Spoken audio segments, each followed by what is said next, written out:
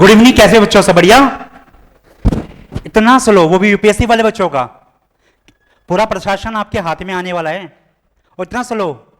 Good evening, कैसे हो, सब बढ़िया? अब लगा कि कुछ जिंदा हो थोड़े से। चलिए बेटा, तो वर्ल्ड हिस्ट्री, आप में से कितने ऐसे बच्चे हैं जो स्कूल लेवल पर आर्ट्स बैकग्राउंड में थे, जिन्होंने हिस्ट्री पढ़ी है? कोई भी नहीं आर्ट्स वाला? चमत्कार ये तो। साइंस वाले कितने हैं? तो समझ जाओ, जिस चीज से साइंस वालों को सबसे ज्यादा प्रॉब्लम होती है उसका नाम है वर्ल्ड हिस्ट्री, क्योंकि बेचारे वो इंडियन हिस्ट्री तो पढ़ नहीं पाते। और रही बात वर्ल्ड की, तो वो वैसे ही ऐसी लगती है लार्ज, कि इसको पढ़े तो पढ़े कैसे। लेकिन भलाओ यूपीएससी का 2013 में जब यूपीएससी ने डिसाइड किया कि वर्ल्ड हिस्ट्री को कोर्स का हिस्सा बनाना है। आपको पता होगा वर्ल्ड हिस्ट्री पहले कोर्स का हिस्सा नहीं होती थी। 2013 में डिसाइड कर लिया गया कि भाई इससे मेंस में हम क्वेश्चन निकालेंगे। तो क्या डिसाइड किया उन्होंने कि 18 सेंचुरी से जो पहले का वर्ल्ड है उसके बारे में हम नहीं पूछने वाले। तो फायदा क्या है वर्ल्ड हिस्ट्री में? हमें जो भी पढ़ना है वो 18 सेंचुरी के बाद का पढ़ना है। 18 सेंचुरी या उसके बाद का जो हिस्ट्री है वो पढ़नी है। अच्छा, एक फायदा और दे दिया उन्होंने 2019 के बाद से 18-19 के बाद से एक पैटर्न सेट किया कि ऐसे टॉपिक उठाओ जो टॉपिक कहीं ना कहीं इंडिया से लिंक करते हो। जैसे बेटा एक बात बताओ, फ्रांस में नेशनलिज्म आएगा, लोग रूसों से इंस्पायर हो जाएंगे और एक रेवोल्यूशन कर देंगे, फ्रेंच रेवोल्यूशन। अब उसका इंपैक्ट क्या इंडिया पे नहीं पड़ेगा? भाई फिलोसफर तो हमारे यहां भी है ना, वो देखेंगे। कोई बच्चा बता सकता है मुझे फ्रेंच रेवोल्यूशन की थीम क्या थी? स्लोगन क्या था उनका? Equality, liberty and fraternity. तो जब वो इसकी बात करेंगे तो भारतीय लोग भी क्या करेंगे? हमें भी इक्वलिटी चाहिए, हमें भी लिबर्टी चाहिए। तो उसका इंपैक्ट हम पे पड़ा या नहीं पड़ा? अब कल को यूपीएससी क्वेश्चन पूछ लेगी आपसे कि what was the impact of French revolution on Indian nationalism. अच्छा, अमेरिका में एक रेवोल्यूशन हुआ, अमेरिकन रेवोल्यूशन। अमेरिकन रेवोल्यूशन का स्लोगन क्या था? No tax without representation. कि कोई गवर्नमेंट अगर हमें रिप्रेजेंटेशन नहीं दे रही तो हम उसको टैक्स भी नहीं देंगे। आपको पता है सेम स्लोगन इंडिया में यूज किया गया, बता सकते हो किसने किया? कोई idea? Same slogan directly India में यूज किया गया कि if you not given us representation then British government has no right to rule on us. Firstly the Bal Gangadhar Tilak said, then many other leader also said this thing. ठीक है, कि आपको हमें representation देना पड़ेगा। इसलिए आप देखोगे चाहे वो 1909 का एक्ट हो, 1833 का हो, जहां जहां इंडियन को रिप्रेजेंटेशन दिया गया वो इसी वजह से दिया गया। तो रेवोल्यूशन हुआ कहां? अमेरिका में। और उसका इंपैक्ट कहां पड़ा? इंडिया पे। ऐसे बेटा एक इंडस्ट्रियल रेवोल्यूशन हुआ, कहां हुआ वो? ब्रिटेन में। क्या था इस रेवोल्यूशन में, इंडस्ट्रियल वाले में? कि भाई सिंपल सी बात है कि इंसान जो मशीन चीजें बना रहा है, मतलब सॉरी, जो चीजें इंसान तैयार कर रहा है वो मशीनों के थ्रू कर दो तैयार। तो कहां हुआ वो? इंग्लैंड में हुआ। लेकिन आपको पता है उस इंपैक्ट से भारत के अंदर जो हैंडक्राफ्ट आइटम बनाने वाले लोग थे वो सबके सब बेरोजगार हो गए, उनका जो एम्प्लॉयमेंट था वो चला गया। अब ये करंट सिनेरियो में देख लो, एक टेक्नोलॉजी आई है जिसका नाम है एआई। हमारा इसमें कोई योगदान नहीं है, हम भारतीय तो लेके नहीं आए ना, हमारा कोई योगदान नहीं उसमें। और सबसे अधिक नौकरियां किसकी जा रही हैं? हम इंडियंस की। तो मतलब क्या होता है कि वर्ल्ड में अगर कोई चीज हुई है तो उसका इंपैक्ट आपकी कंट्री पर क्या आ रहा है। हमें जो पूरी वर्ल्ड हिस्ट्री देखनी है वो इसी मेंटल जो माइंड है, हमारा माइंड मैप जो है वो यही होगा कि जो इंपैक्ट उस घटना का है वहां तो हुआ जो हुआ, हम पे क्या इंपैक्ट आ रहा है उसका। ठीक है, तो आजकल वर्ल्ड हिस्ट्री में जो क्वेश्चंस आते हैं वो इस तरह के ज्यादा आते हैं। तो डोंट वरी, जिन्होंने नहीं पढ़ा आप ज्यादा लकी हैं, क्योंकि जिन्होंने पहले वर्ल्ड हिस्ट्री नहीं पढ़ी है आपको जितना करवाया जाएगा उतना भी आप डीपली कर लेंगे तो काम हो जाएगा, ये गारंटी मेरी है। ठीक है, अब बच्चों कोर्स क्या है? दूसरी चीज राइज होती है कि कोर्स क्या है, कैसे इस कोर्स को हम अटेम्प्ट करेंगे। तो बच्चों देखो सिंपल सी बात है, वैसे तो वर्ल्ड हिस्ट्री के अंदर अगर नॉर्मली देखा जाए तो प्री हिस्ट्री, जैसे इंडियन हिस्ट्री में आप पढ़ते हो प्री हिस्टोरिक एरा होता है, मेसोलिथिक होता है, न्यूलिथिक होता है, ऐसे ही वर्ल्ड हिस्ट्री में भी है। क्लासिकल पीरियड है, मिडिल एज है, अर्ली मॉडर्न है, मॉडर्न है। ये हमारे किसी काम का नहीं है, हमें इनमें से कुछ नहीं पढ़ना। हमें जो पढ़ना है यूपीएससी के हिसाब से, ठीक है, वो है कि पहले आपको पता होना चाहिए स्टेट क्या होता है, कंसेप्ट ऑफ स्टेट क्या है, स्टेट का फॉर्मेशन कैसे हुआ। भाई ये तो मालूम पढ़ना पड़ेगा ना हमें। अगर मुझे यही नहीं पता स्टेट क्या है और कल को मैं बोलूंगा नेशनल स्टेट, तो आपका छूटते ही आंसर आएगा सर ये नेशनल स्टेट क्या है। तो पहले हमें क्या जानना है, स्टेट क्या है। फिर कई बार आप एक वर्ड सुनते होगे मोनार्की, कभी सुनते होगे डिवाइन किनशिप। तो ये बीमारियां क्या हैं भाई? डॉक्टर के पास जाते हो पहले क्या पता करता है वो कि आपको हुआ क्या है, प्रॉब्लम क्या है। तो पहले ये जो कीवर्ड्स हैं ये हमें मालूम होंगे। अब सिंपल मैं आपको कह दूं कि कॉलोनाइजेशन स्टार्ट, आप कहोगे सर ये कौन सा बीमारी है, कॉलोनी तो हमारे आस पड़ोस में भी होती है, तो ये कैसे हिस्ट्री से लिंक कर रहा है, क्या हो रहा है इसमें, ठीक है। तो चलिए बेटा, तो शुरुआत करें, कोई दिक्कत किसी को भी? एक रफली इमेज बन गई होगी ना कि हमें पढ़ना क्या है। हमें बेटा सबसे पहले स्टेट की फॉर्मेशन देखना है, उसके बाद हम देखेंगे एक सिस्टम है फ्यूडलिज्म, फ्यूडल सिस्टम क्या होता है, कैसे बना वो देखेंगे। उसके बाद रेनेसां और इनलाइटमेंट देखेंगे, ठीक है। Then we have capitalism and industrialization, then state to nation state, फिर अमेरिकन रेवोल्यूशन बेटा, सोशलिज्म वगैरह क्या है ये सब हमें देखना है, ठीक है। तो एक एक करके हम इस पर डिस्कशन करेंगे, डोंट वरी।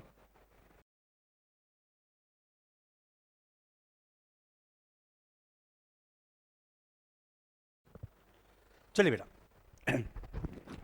तो सबसे पहले देखने की कोशिश करते हैं कि यूपीएससी यहां से क्वेश्चन राइज कैसे कर रहा है, कौन कौन से टॉपिक आपके लिए ज़्यादा वैल्यूबिलिटी रखते हैं। उस टॉपिक को जब आप पढ़ेंगे तो उस टॉपिक को पढ़ने से पहले आपका जो एक माइंड है, जब माइंड मैप है वो कैसा होना चाहिए। देखो बच्चों, 2013 से पहले आपको जो वर्ल्ड हिस्ट्री है इसके क्वेश्चन यूपीएससी मेंस में नहीं मिलते, तो 2013 से ये स्टार्ट होता है सिस्टम, ठीक है। तो देखो एक क्वेश्चन, ये आजकल उस समय जो क्वेश्चन आए थे, पहला क्वेश्चन इंडस्ट्रियल रेवोल्यूशन को लेकर था जापान के, ठीक है। अब देखो क्वेश्चन उसने क्या दे दिया, late comers industrial revolution in Japan involve certain factors that were markedly different from the west had experienced Africa है, ओके, ये क्वेश्चन था। अब उसने क्या किया कि जो जापान के अंदर इंडस्ट्रियलाइजेशन हुआ वो डिफरेंस था किसमें, जो उससे पहले हो चुका था, चाहे वो ब्रिटेन में हुआ हो, चाहे यूरोप के किसी कंट्री में हुआ, उससे अलग था। अब आप कहोगे सर हमने तो जापान पढ़ा ही नहीं कभी भी, तो जापान का कैसे समझ में आएगा। तो बेटा जब हम वर्ल्ड हिस्ट्री को देखेंगे तो हम ये देखेंगे कि इंडस्ट्रियलाइजेशन की स्टेजेस होती हैं। जो पहली स्टेज का इंडस्ट्रियलाइजेशन है वो कहाँ आया, यूरोप में आया। उसके बाद कहाँ आया, उसके बाद यूरोप से फैलता हुआ वो डिफरेंट कंट्रीज में गया। क्या बेटा इंडिया में इंडस्ट्रियलाइजेशन नहीं आया, आया ना। तो सिंपल सी बात है कि जब हम उसको पढ़ेंगे तो हम पाएंगे जापान का भी इंडस्ट्रियलाइजेशन उसी एरा का है, उससे थोड़ा सा पहले का है, हल्का सा, ठीक है। तो वहां से हमें चीजें समझ में आएंगी, ठीक है। तो ये अप्रोच देखो उसने क्या किया, फंसाने के लिए जापान का एग्जाम्पल डाला। अगर वो यहां इंडिया का डालता तो बच्चों के लिए आसान क्वेश्चन हो जाता, लेकिन चीज तो सब कुछ वही है ना, बस उस पर कंट्री का जो नेम है या कंट्री का जो ऑर्डर है वो चेंज करना था बस, ठीक है। एक क्वेश्चन और देखो, Africa was chopped into a state artificially created by the accident of the European competition। बेटा यूरोप में कंपटीशन बढ़ा, एक कॉलोनाइजेशन स्टार्ट हुआ। जब आप कॉलोनाइजेशन चैप्टर पढ़ते हो तो वहां आप अफ्रीका के बारे में भी पढ़ते हो कि सबसे अधिक जो कॉलोनीज बाद में अभी भी कंटिन्यूसली आप देखोगे अफ्रीका में बेटा आज भी जो इंपेरियलिज्म है, जो कॉलोनिज्म का ही एक हायर स्टेज है, वो आज भी चल रहा है। कई कंट्रीज हैं अफ्रीका की बेटा, वहां पर ऐसा हाल हो चुका है कि उन्होंने अपनी जमीन बेच बेच कर जमीन, क्योंकि इसमें क्या होता है, आपने कॉलोनी एक वर्ड पढ़ा होगा जिसको हिंदी में बोलते हैं उपनिवेशवाद, इंग्लिश में बोलते हैं कॉलोनिज्म। क्या है ये, आइडिया किसी को क्या होता है ये?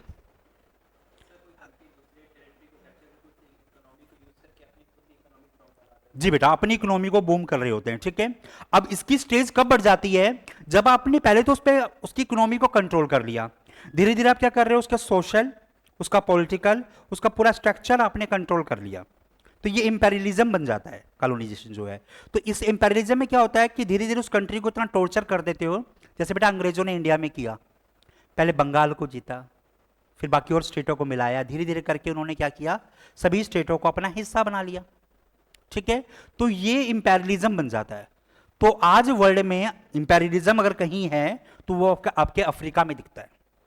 तो ये अफ्रीका को लेकर क्वेश्चन था, ठीक है। और उस समय हुआ क्या था, आप सबको पता होना चाहिए बेटा, जिस समय ये क्वेश्चन राइज किया गया था 13 में, उस समय अफ्रीका में काफी सारी लैंड थी जो सोल्ड आउट हो रही थी, और हमारे पड़ोसी देश पाकिस्तान ने भी वहां पर कुछ लैंड ब्रॉट कर ली थी। तो अब वर्ल्ड में मैसेज गया कि हम तो कर ही नहीं रहे।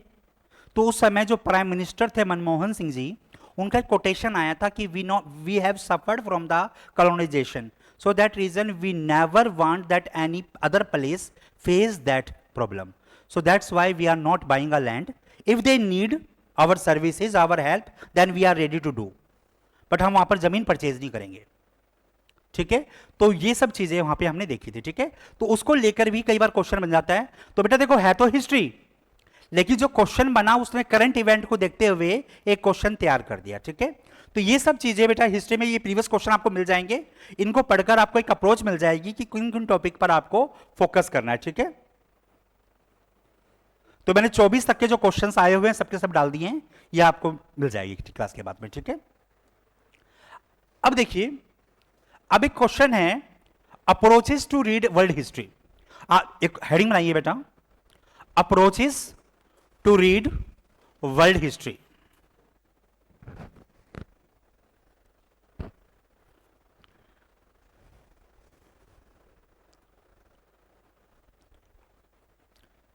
सो आप किन अप्रोचेस को लेकर काम करेंगे। अच्छा, ये अप्रोचेस जो है ना बेटा, ये वर्ल्ड हिस्ट्री की बोल दीजिए, इंडियन हिस्ट्री की बोल दीजिए, कोई भी हिस्ट्री जब लिखी जाएगी तो कुछ अप्रोचेस होती हैं हिस्टोरियन की, ठीक है। अच्छा, आप में से कितने बच्चों को लगता है कि Rahul Gandhi would be become good PM? Anyone? क्या बच्चे की फैन फॉलोइंग कम हो गई है? किसी को नहीं लगता? चलो एक हाथ उठ गया। तो इनकी अप्रोच अलग हो सकती है। अच्छा, एक क्वेश्चन और राइज कर रहा हूं मैं आपसे, आपके according to you after the PM Modi who would be good as prime minister in BJP? Anyone? BJP में, in BJP anyone? Nitin Gadkari. और कोई? ओके, कोई नहीं, कोई नहीं, कोई भी नाम आए, हाँ हमें तो नाम चाहिए। अभिषेक बच्चन बोल दीजिए, कोई दिक्कत नहीं मुझे तो। S Jaishankar, okay very good. तो आपने एक चीज महसूस की, एक क्वेश्चन आया, उस क्वेश्चन पे हर पर्सन की कुछ जवाब नहीं देंगे, उनको लगता है कहीं जवाब दिया और हमारे मार्क्स कट गए तो, ठीक है। अमित शाह जी, चलो। तो मीन्स क्या है कि सबके अप्रोच अलग अलग हुई ना। ऐसे बेटा जो हिस्टोरियंस हैं उनकी अप्रोचेस भी चीजों को लेके अलग अलग होती है। अगर आप हिस्टोरियन की बात करेंगे तो हिस्टोरियन के कई ग्रुप होते हैं अपने अपने, तो वो जो अप्रोच रखते हैं उसी अप्रोच के हिसाब से हम वर्ल्ड हिस्ट्री को एनालाइज करते हैं। तो सबसे पहली जो अप्रोच आती है, अप्रोच कैसे बनती है बेटा? एक व्यक्ति को इंडस्ट्रियल डेवलपमेंट पसंद होता है, दूसरा कहता है नहीं भाई farmer economy is the best, कि फार्मर्स का ही रूल रहे। किसी को कैपिटलिज्म पसंद है, किसी को सोशलिज्म अच्छा लगता है। अब आप में से कितने बच्चों को यह नहीं पता कि कैपिटलिज्म और सोशलिज्म बीमारी क्या है? ईमानदारी से हाथ उठाओ, किनको नहीं पता। और फिर मुझे जिनके हाथ नीचे रहेंगे फिर उनसे मैं क्वेश्चन पूछूंगा।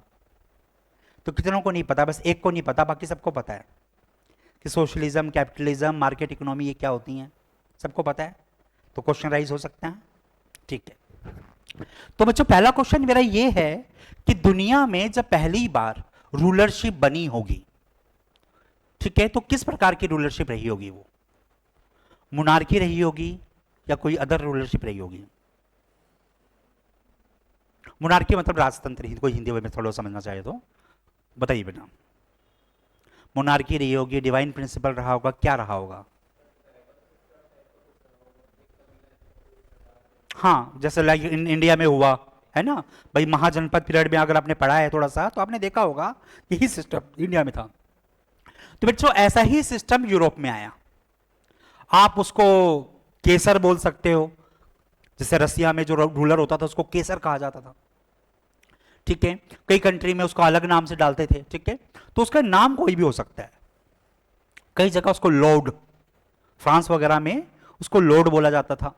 तो उसके नाम कुछ भी हो, लेकिन सिस्टम क्या बना कि कोई कबीला था, उसका एक हेड था, उसको लगा कि भैया सब मेरे हिसाब से जो भी डिसीजन है वो मैं लूंगा, और इससे क्या हुआ, एक मोनार्की सिस्टम में धीरे धीरे वो तब्दील हो गया। तो दुनिया में बेटा जब पहला सिस्टम कोई आया तो मोनार्की सिस्टम था। मोनार्की मतलब एक राजा। तो ये ऑटोक्रेटिक सिस्टम था, जो भी डिसीजन लेना है वो उसको लेना है, उसके सामने कोई है ही नहीं, ठीक है। बहुत बढ़िया सिस्टम चला था, इंडिया में भी ये सिस्टम रहा, बहुत अच्छा सिस्टम था। राजा, महाभारत का समय देखा होगा आपने, राजा के सामने कोई खड़ा होकर कुछ बोल ही नहीं पा रहा है, ठीक है, चला। लेकिन क्या हर व्यक्ति उतना पावरफुल होता है? नहीं। तो क्या हुआ, अब उसके बच्चे गद्दी पर जब बैठे, हेरिडिटिकल सिस्टम हो गया, तो वो इतने ताकतवर नहीं थे, तो लोग उनकी सुनते ही नहीं थे। तो ऐसे में उसने क्या किया, हर राजा के पास उसका एक मंत्री होता था या पुरोहित होता था जो उसको एडवाइस देता था। इसने उससे एडवाइस मांगी कि भाई तुम मुझे बताओ मैं क्या करूं, लोग मेरी सुनते नहीं है। उसने कहा कि भाई लोग आपकी तब सुनेंगे जब आप इसको, अपने स्टेट को डिवाइन कंसेप्ट दे दोगे। डिवाइन कंसेप्ट का मतलब क्या है कि state is not made by human being, it made by the God itself. So if you stand against the ruler, it means you are standing against the God. ठीक है। और इससे क्या होगा, लोग शांत, क्योंकि बेटा हम सब भगवान से प्रेम नहीं करते, हम सब डरते हैं, और डरते हैं तो फिर क्या होगा, हम राजा से भी लोग डरेंगे, लोग कहेंगे राजा के अगेंस्ट खड़ा नहीं होना, क्योंकि इसके अगेंस्ट खड़े होंगे तो क्या होगा, ये तो भैया गॉड के अगेंस्ट खड़ा होना हो जाएगा। और क्या हुआ, इंडिया में भी ये कंसेप्ट दिया गया। किसने, कहां पे है ये कंसेप्ट? बेटा आप में से जो बच्चा PSIR अपने मतलब जो जिन्होंने ऑप्शन ले रखा होगा या पब्लिक एडमिनिस्ट्रेशन ऑप्शन ले रखा होगा, तो वहां आपने पॉलिटिकल फिलोसफी पढ़ी होंगी या पढ़ोगे। तो पॉलिटिकल फिलोसफी में एक पॉलिटिकल फिलोसफी है शांति पर्व, जो किसने दी है, भीष्म पितामह ने दी है। महाभारत का युद्ध जब एंड हो जाता है तो युधिष्ठिर जाते हैं भीष्म पितामह के पास और उनसे कहते हैं कि मुझे आप कुछ पॉलिटिकल नॉलेज दीजिए। तो भीष्म पितामह उनको कुछ नॉलेज देते हैं, पॉलिटिकल अप्रोच देते हैं, उसको शांति पर्व कहा गया है। क्या बोला गया है? शांति पर्व। तो शांति पर्व में बेटा इंडियन पॉलिटिकल फिलोसफी है। वैसे तो आपको पता होगा बाद में कौटिल्य की फिलोसफी भी आएगी, लेकिन कौटिल्य से पहले जो फिलोसफी इंडिया में आई डिवाइन कंसेप्ट की, वो कौन सी थी? शांति पर्व। तो जो बच्चे पॉलिटिकल वगैरह में इंटरेस्ट रखते हैं आपको पता होना चाहिए इसके बारे में, ठीक है। शांति पर्व बाय द भीष्म पितामह, ठीक है। तो अब हुआ क्या कि ये दिया गया, इसमें बताया गया कि स्टेट क्या होना चाहिए, ठीक है। स्टेट कैसे बनेगा, तो जो रूलर होगा वो कैसा होगा, ठीक है। ऐसा ही कंसेप्ट बेटा यूरोप में भी दिया गया। एक बुक है जिसका नाम है प्रिंस, किसकी है? मैकियावेली। क्या कहता है वो? हाँ, कि राजा जो है वो कैसा होना चाहिए, ठीक है, कि भाई पावर है, उसके पास पावर का एक डिजायर होना चाहिए। तो ये कंसेप्ट यहां पर बेटा दिए गए। अच्छा, डिवाइन कंसेप्ट यूरोप में भी आया, और सबसे ज्यादा जो डिवाइन कंसेप्ट आया वो आया यूरोप के उन देशों में जहां पर क्रिश्चियन डोमिनेंस था, और इसको नाम दिया गया चर्च डोमिनेंस थ्योरी। क्या नाम दिया गया? Church dominance theory. मैं लिखवा दूंगा अभी, डोंट वरी, ये सिर्फ समझने के लिए है। Church dominance theory. इस चर्च डोमिनेंस थ्योरी में क्या था कि church is on supreme palace, उसके नीचे कौन आएगा? उसके नीचे रूलर आएगा। तो ruler is not about the church, it is below the church. आपको पता है ये कंसेप्ट हर रिलीजन में है।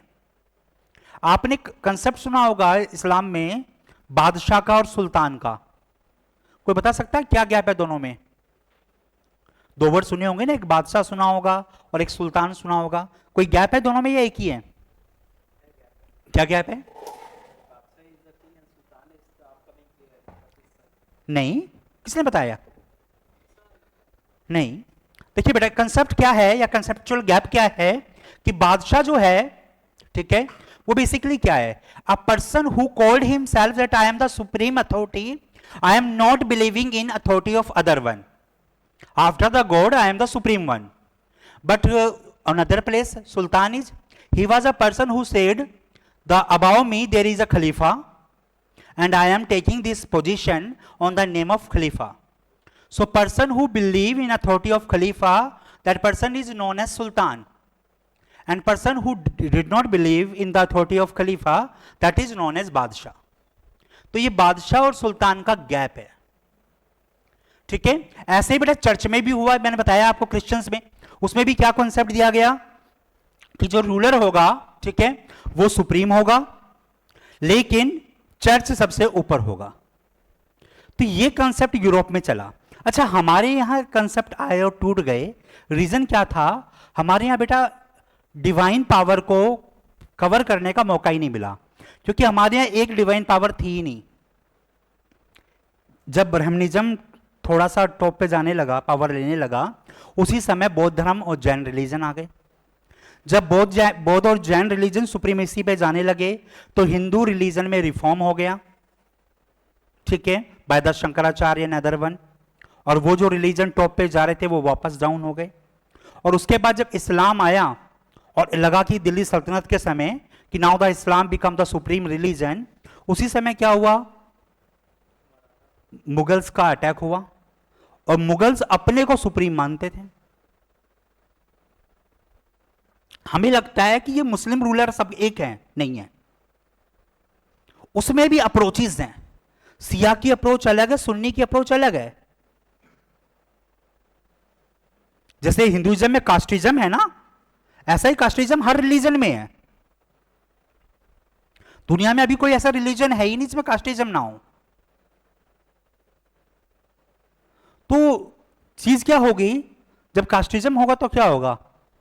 हर एक वाला अपने वाले को सुप्रीम रखने की कोशिश करेगा और दूसरों की अप्रोचेस को खराब करेगा या तोड़ेगा वो. तो यही चीज है, ठीक है. तो यहां पर हम क्या देख पा रहे हैं कि जो डिवाइन कंसेप्ट था वो इंडिया वगैरह में या एशियन कंट्री में इतना कामयाब नहीं हुआ जितना ये यूरोपियन कंट्रीज में कामयाब हो गया. तो इस डिवाइन कंसेप्ट में बेटा चर्च के पास सुप्रीम पावर आ गई और चर्च का जो हेड था, जिसको आप पॉप बोलते हो या कई जगह पर उसको जार कहा जाता है, वो supreme head of the state के नाम पे काम करने लगा. तो नाम के लिए अथॉरिटी किसके पास थी? किंग के पास थी या लॉर्ड के पास थी, लेकिन एक्चुअल पावर किसके हैंड में चल रही थी? पॉप के में. तो ये दूसरा सिस्टम था. तो बच्चों दो सिस्टम की मैंने बात की है. पहला था मोनार्की सिस्टम और दूसरा सिस्टम था डिवाइन प्रिंसिपल ऑफ स्टेट या डिवाइन थ्योरी ऑफ स्टेट. इन दो में किसी को कोई दिक्कत? पहले ये लिखना बस, मतलब थोड़ा सा आपको ओरली पता होना चाहिए. ये मतलब आपको बस एग्जाम में नहीं आएगा, लेकिन आपको मालूम पता होना चाहिए कि क्या होता है ये, ठीक है. अब तीसरे कंसेप्ट में चलें. अब हुआ क्या? जब ये दो कंसेप्ट चल रहे थे, इसी समय कुछ यूरोप के जो फिलोसफर्स थे. अब देखो बेटा उस समय क्या था, अगर आप चर्च के अगेंस्ट कुछ भी कहोगे तो भैया चर्च आपकी गर्दन को कटवा देगा. उस समय यूरोप में किसी ने यह कह दिया था कि earth is the centre of the world and all the sun and other planets were moving towards it. आपको पता है इस थ्योरी को नकारने में कि थ्योरी ठीक नहीं है 600 साल लग गए उनको. 600 साल कि ये कहने में कि हेलियोसेंट्रिक थ्योरी इज ट्रू, ये जियोसेंट्रिक जो है ये सही नहीं है. इतनी सी चीज को कहने में 600 साल. क्यों? क्योंकि किसी में हिम्मत ही नहीं हुई. इसीलिए आपको पता होगा बेटा वर्ल्ड हिस्ट्री के अंदर जो medieval phase of the world है उसको डार्क एरा बोलते हैं, क्योंकि उस समय चर्च इतना पावरफुल था कि no one has power to stand against the church. कोई चर्च के अगेंस्ट खड़ा हो ही नहीं सकता था. चर्च ने कह दिया ना कि सूर्य जो सन है ये वेस्ट से निकलता है, तो सब कहेंगे वेस्ट से ही निकलता है. उस समय यूरोप का हाल ये था. न्यू आइडियोलॉजी देना गुनाह था उस समय यूरोप में. कोपरनिकस भाई साहब की अगर मौका लगे आपको बुक पढ़ने का तो पढ़ लीजिएगा एक बार, ठीक है. तो ये सुप्रीम फेज था ऑफ द डिवाइन कंसेप्ट। तो अब इस डिवाइन कंसेप्ट के अगेंस्ट कुछ लोग खड़े हुए और उन्होंने एक नया कंसेप्ट दिया कि God has given the two sword, one sword to the church and one sword to the ruler, ताकि जो रूलरशिप है वो वापस पावरफुल बन जाए। इसी को बेटा जो बच्चे PSIR आप में से पढ़ेंगे वो पढ़ेंगे टू स्वॉर्ड थ्योरी, दो तलवारों का सिद्धांत इसको बोलते हैं, टू स्वॉर्ड थ्योरी बोलते हैं। ये दिया गया था कि God has given the two swords, one to the church and second to the ruler. कोई दिक्कत बेटा किसी को भी यहां तक में?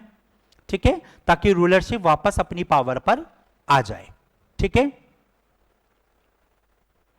और जिस समय ये सब कहा गया उसी समय एक व्यक्ति था बेटा, नाम था एडम स्मिथ। एडम स्मिथ, उसने एक कंसेप्ट और दे दिया। उसने कहा कि भाई church is powerful, ruler is also powerful, I have no problem in it but can you forgive the market on the market powers? क्या आप बाजार को, बाजार की जो शक्तियां हैं उनके लिए छोड़ सकते हो? Market power means demand and supply.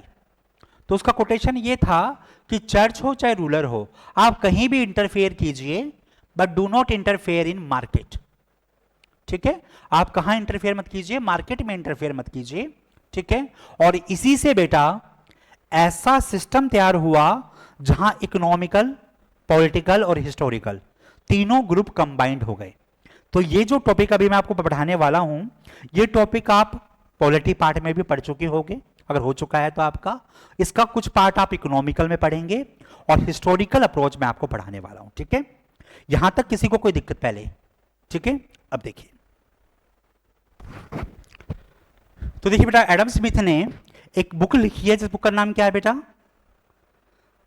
हाँ जी बेटा, लास्ट में वेल्थ ऑफ नेशंस। तो छोटी हेडिंग बनाइए, Adam Smith describe the market economical part या market economy in his book wealth of Nations.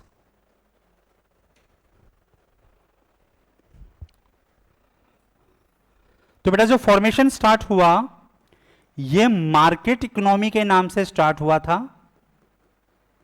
जो आप इकोनॉमी पार्ट में पढ़ चुके होंगे, और बुक आई थी wealth of Nations bye Adam Smith. बेटा एडम स्मिथ पॉलिटिकल फिलोसोफर भी हैं, एक कह सकते हो कि पहले इकोनॉमिशियन भी हैं, इसीलिए आपको पता होगा इनको फादर ऑफ इकोनॉमिक्स भी कहा जाता है। ठीक है, इस बुक में क्या था कि church and pop, sorry church and ruler had no right to interfere in market,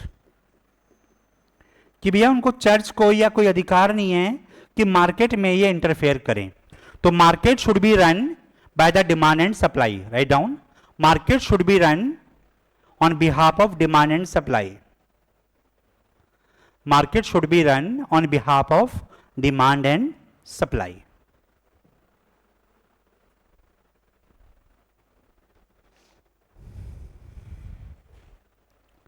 ठीक है बेटा, ये पहला कंसेप्ट इन्होंने बोल दिया।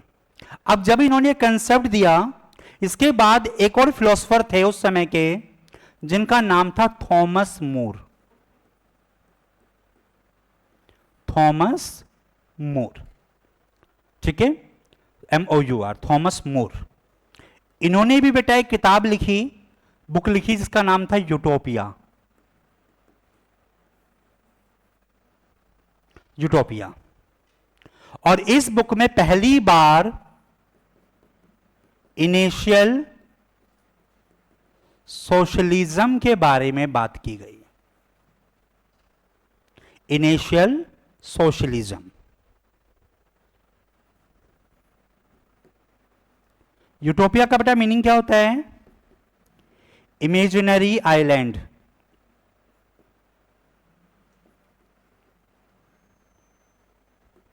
इमेजिनरी आइलैंड या बेटा initial socialism, initial socialism he talk about, imaginary island he talk about. Utopia का मीन्स होता है इमेजिनरी आइलैंड। देखो बेटा हुआ क्या था, जब एडम स्मिथ की बुक आ गई और इस बुक में ये बात की गई, उस समय आते आते चर्च और जो रूलर हैं वो दोनों के दोनों कमजोर पड़ गए थे और चर्च के अगेंस्ट काफी सारे मूवमेंट चल रहे थे। तो चर्च को भी लगा कि भैया हमें पावर बैक हो जाना चाहिए, तो चर्च पावर से बैक हो गया। लेकिन राजा इतना ताकतवर नहीं था कि वो पूरी चीजों को संभाल पाता। तो नाम नाम के लिए क्या हुआ, एक नया सिस्टम सामने आया जहां पर एक पार्लियामेंट बनाई गई जो एडवाइस देगी किसको, रूलर को। ठीक है, एक तरह से ये डेमोक्रेटिक मोनार्की था। क्या बोलते हैं इसको, डेमोक्रेटिक मोनार्की सिस्टम। तो देखो बेटा पहला सिस्टम कौन सा आया, मोनार्की आया। दूसरा सिस्टम कौन सा आया, डिवाइन आया। तीसरा सिस्टम कौन सा आया, राइट डाउन कर दीजिए तीसरे को। ठीक है, पार्लियामेंट्री या ऐसे कह सकते हो डेमोक्रेटिक मोनार्की। इसमें बेटा एक पार्लियामेंट होगी जो रूलर को एडवाइस देगी, राजा को सलाह देने का काम एक पार्लियामेंट करेगी। ठीक है, कोई एग्जांपल दे सकते हो मुझे किसी कंट्री का जहां पे ये रहा हो।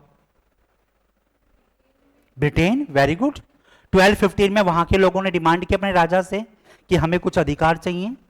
ठीक है, और कोई कंट्री होती, अभी वो एक किम जोंग है, उसके सामने कोई खड़ा हो जाए कहे अधिकार चाहिए, वो कहेगा रुको अभी तोप से बांध के उड़ाता तुम्हें, है ना। लेकिन वहां के राजा ने 1215 में बेटा अपने लोगों को कह दिया कि ठीक है कौन से अधिकार चाहिए। लोगों ने कहा जी ये कुछ अधिकार है 5-6, बोले ठीक है रख लो। क्या बोलते हैं बेटा इसको, मैग्ना कार्टा। क्या बोलते हैं, मैग्ना कार्टा। तो मैग्ना कार्टा कब आया था, 1215 में आया था। कहां पर आया था, इंग्लैंड में आया था। तो ये एग्जाम्पल है किसका, डेमोक्रेटिक मोनार्की का, कि राजा पहले की तरह ताकतवर नहीं है, उतना ताकतवर नहीं जो वो मोनार्की सिस्टम में था, लेकिन है अभी भी।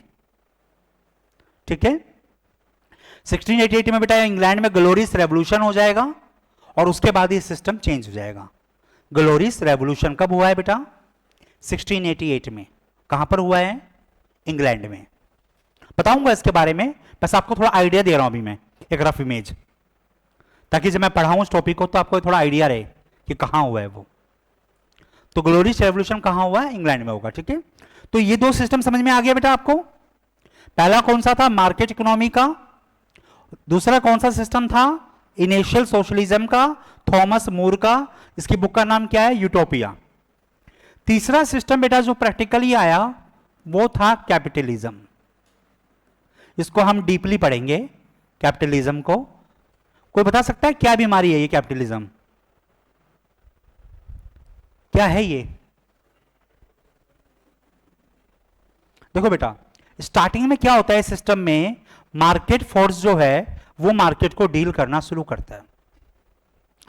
लेकिन धीरे धीरे क्या होता है, जैसे जैसे टाइम बीतता है, अब एक बात सिंपल, कभी आपने सोचा है कोई भी कंपनी जब कोई प्रोडक्ट बनाना शुरू करती है बड़ी ईमानदार होती है, वो बिल्कुल जो कस्टमर्स हैं उनके प्रति पूरी लॉयल्टी दिखाएगी। क्यों, तभी तो उसका माल बिकेगा। लेकिन धीरे धीरे क्या होगा, एक इनिशियल फेज ऐसा आ जाएगा कि वो लॉयल्टी थोड़ी सी कम हो जाएगी। आपको पता है जब कोई व्यक्ति नया काम शुरू करता है ना, तो वर्कर के साथ वो खाना भी खा लेता है, उनके हर सुख दुख में साथ खड़ा है, बिल्कुल सीधा साधा है, गाय जैसा। लेकिन धीरे धीरे क्या होता है, कंपनी प्रॉफिट कमाने लगती है, एक टॉप लेवल आ जाता है। अब उसको पता है इस टॉप लेवल से ऊपर नहीं जाया जा सकता, मैक्सिमम प्रॉफिट कंपनी कमा रही है, लेकिन वो प्रॉफिट बट रहा है सब लोगों में। अब उसको क्या लगता है कि सारी टेंशन कौन ले रहा है, मैं, बिजनेस किसने खड़ा किया, मैंने, तो सबसे अधिक प्रॉफिट भी किसको मिलना चाहिए, मुझे। तो अब वो प्रॉफिट कैसे बढ़ाए अपना, तो उसका एक ही तरीका है, दूसरों का कम कर दो। अब वो कम कैसे करेगा, वर्कर से कहेगा तुम आधा घंटा पहले चले गए थे पैसा कटेगा। तुमने बिना बताए छुट्टी मारी थी, पैसा कटेगा। माल में डिले आया, पैसा कटेगा। तो जो व्यक्ति बिल्कुल सीधा साधा गाय जैसा था, अब वो कैसा बनने की कोशिश करेगा? लोमड़ी की तरह चालाक। अब वो चाहेगा कि कैसे भी लोगों का पैसा कम किया जाए और मैं अपने प्रॉफिट को बढ़ाऊं, और इसी से जन्म लेगा कैपिटलिज्म। बेटा जब तक डिमांड सप्लाई था तब तक बहुत बढ़िया था, लेकिन एक फिलॉसफी आएगी जिसका नाम है मैक्सिमम प्रॉफिट। अब वो कोशिश करेगा कि दुनिया में पूरा प्रॉफिट किसको मिलना चाहिए? मैक्सिमम प्रॉफिट किसका होना चाहिए? ओनर्स का होना चाहिए, जो मालिक है। और ऐसे में क्या होगा? अमेरिका के अंदर एक फिलोसफर हैं, वो ये कह देंगे कि जितने भी लोग हैंडीकैप हैं या वो काम नहीं कर सकते, उन सबको जहर देकर मार दीजिए, क्योंकि वो पूरे समाज पर बर्डन है। सोचिए आप। तो कैपिटलिज्म का टॉप लेवल क्या है? कि जितने भी अपंग हैं उनको जीने का अधिकार नहीं है। It is the supreme level of capitalism. तो ये इसीलिए ये कैपिटलिज्म जो है ये पूरे यूरोप को चेंज कर देगा। ठीक है, तो ये कैपिटलिज्म कहां आएगा? सबसे पहले इंग्लैंड में आएगा, और इंग्लैंड से बाकी कंट्रीज में फैल जाएगा कैपिटलिज्म। तो बेटा कैपिटलिज्म से दो क्वेश्चन बनते हैं छोटे छोटे। एक क्वेश्चन तो ये बनता है कैपिटलिज्म की मैन अप्रोच क्या है? तो कैपिटलिज्म की बेटा मैन अप्रोच है maximum profit. You have to do anything to increase your profit. आपको अपना प्रॉफिट बढ़ाना है, उसके लिए आप कुछ भी कर सकते हैं। इसमें बेटा एक फिलोसफी है, no action is bad if it does for the increase of profit. ठीक है, जो बच्चे पॉलिटी पढ़ेंगे वो उनको ये सारे कंसेप्ट याद करने पड़ेंगे, लेकिन बाकी बच्चों के आपके एग्जाम में नहीं आएंगे। ठीक है, तो यहां पर ये आपको थोड़ा मालूम होना चाहिए कि मैक्सिमम प्रॉफिट की ज्यादा बात की जाएगी। ठीक है, तो ये बेटा कैपिटलिज्म आएगा, मैक्सिमम प्रॉफिट की बात करेगा। इसमें अच्छा दूसरी प्रॉब्लम क्या है? इसमें लिखिएगा, role of state decrease. Role of state decrease.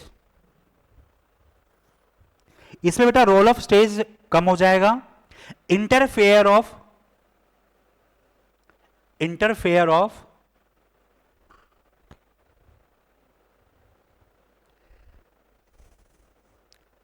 Entrepreneurs या जो ओनर्स हैं बिजनेस के, in government increase.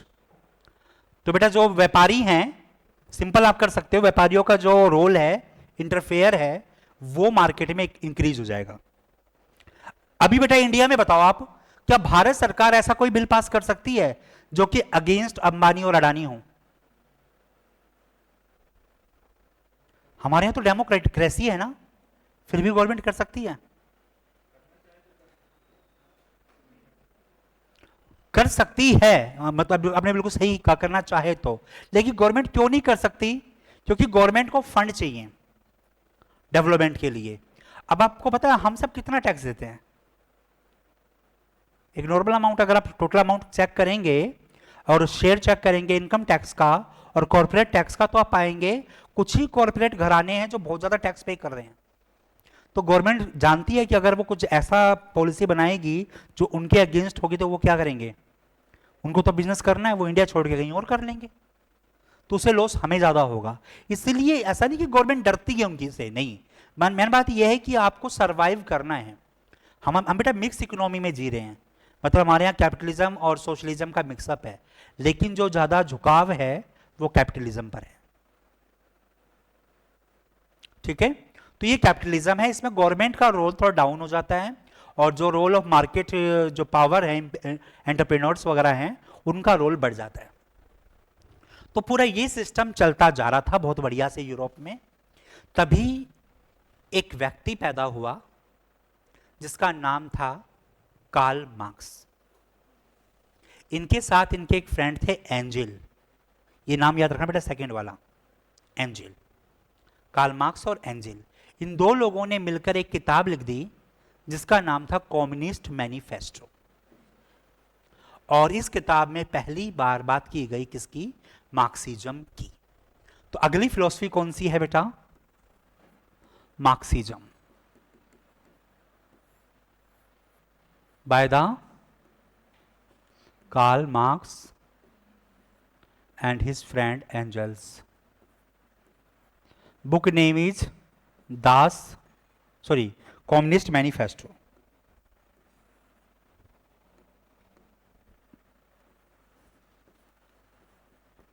Communist manifesto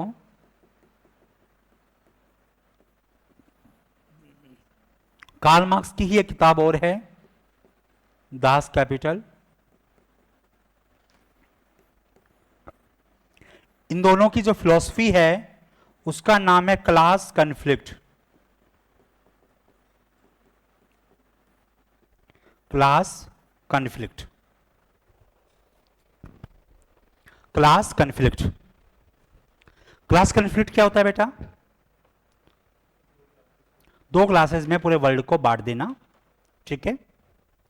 थोड़ा समझिए क्या हुआ, कैपिटलिज्म जब बढ़ने लगा और एक टॉप लेवल आ गया कि आपकी इकोनॉमी टॉप बूम कर चुकी है, अब आपको चाहिए मार्केट जहां से आपको रॉ मटेरियल मिल पाए और जहां पर आप अपने फिनिश गुड्स को बेच पाए। इसलिए यूरोपियन कंपनीज को लगा कि अब हमें यूरोप से बाहर निकलना होगा, तो कंपनियां बाहर निकली। एक कंपनी ऐसे ही इंडिया आती है, वैसे तो इंडिया में कई सारी कंपनियां आई, ठीक है, लेकिन जो एक ईस्ट इंडिया कंपनी है उसकी थोड़ी फिलोसफी अलग थी। EIC इंडिया आती है, ठीक है। वैसे आपके लिए आपकी नॉलेज के लिए बता दूं, AIC नाम की कोई कंपनी भारत नहीं आई थी, आपको पता होना चाहिए। यूपीएससी स्टूडेंट से लास्ट ईयर इंटरव्यू में पूछा गया था कि EIC भारत कब आई है जी?